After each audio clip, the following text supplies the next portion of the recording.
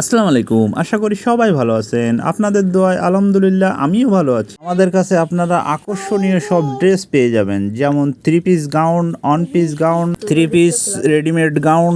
এসব ড্রেসগুলো আমাদের কাছে আপনারা আকর্ষণীয় মূল্যে পেয়ে যাচ্ছেন। ঈদ উপলক্ষেও কিন্তু আমরা দিচ্ছি বিশাল ছাড়। তাই আপনার পছন্দের ড্রেসটা এখনই অর্ডার করে ফেলুন।